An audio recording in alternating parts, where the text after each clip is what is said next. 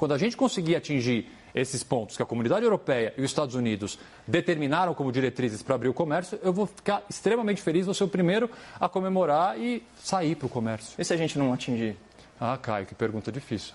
Vamos então para o segundo tema? Vamos lá. Vamos lá.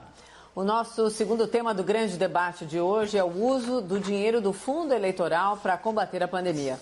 Vocês concordam com a liberação dessa verba sem ter a obrigatoriedade de devolver?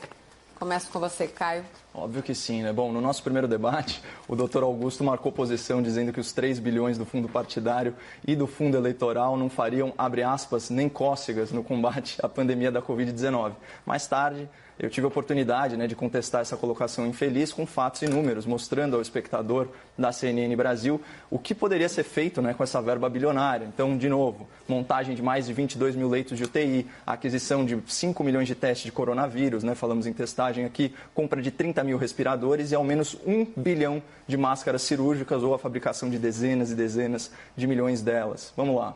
O fundo partidário e o fundo eleitoral, eles são formas complementares de financiamento de partidos e campanhas políticas. Portanto, eles são gastos supérfluos, eles são gastos não essenciais. Num contexto de crise da saúde pública, usar bilhões de reais do pagador de impostos para fazer propaganda é um gasto perdulário, irresponsável e imoral. E vocês podem ver, quem defende o fundão geralmente são os políticos, seus assessores e também os seus advogados, argumentando em causa própria. E por quê? Porque essa verba bilionária ela pode ser usada para pagar advogados sem ser contabilizada dentro dos limites de gasto de campanha.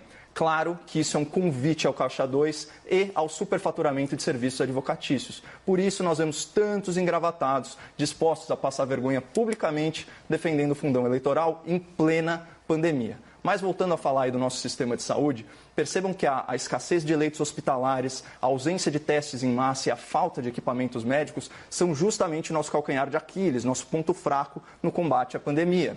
E é essa fragilidade que justifica, ainda que de forma pouco científica, a posição intransigente dos defensores do isolamento horizontal, como a gente viu aqui mais cedo. O meu debatedor, ele já afirmou que, na visão dele, enquanto não houver testes em massa, ele prefere deixar a população trancada em casa. Ele já disse também que, se não houver abundância de leitos hospitalares, coisa que nunca houve no Brasil, ele é a favor de manter a paralisação total da economia em todo o território nacional de forma horizontal.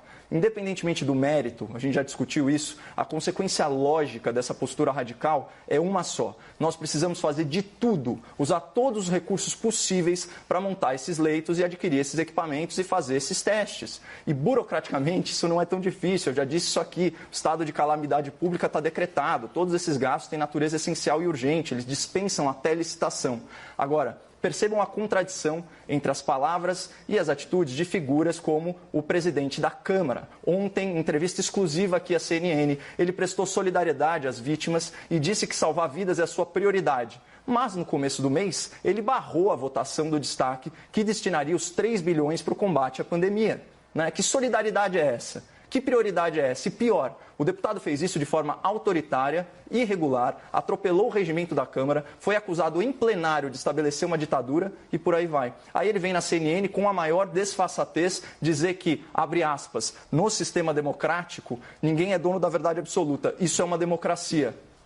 O presidente da Câmara é uma contradição ambulante e não à toa o povo brasileiro está se mobilizando nas redes sociais para mostrar para Brasília o seu verdadeiro descontentamento, aquele que não aparece no Datafolha. A hashtag Fora Maia está em primeiro lugar no Twitter com mais de 1,5 milhão de citações. E não são robôs, viu, pessoal? Não são robôs. Para fechar, sintetizando meu raciocínio, pedindo desculpa por ter me alongado, não dá para posar de defensor da vida sendo contra o uso de verbas não essenciais no combate à pandemia. É hipócrita exigir do cidadão um sacrifício máximo sem exigir dos políticos uma colaboração mínima.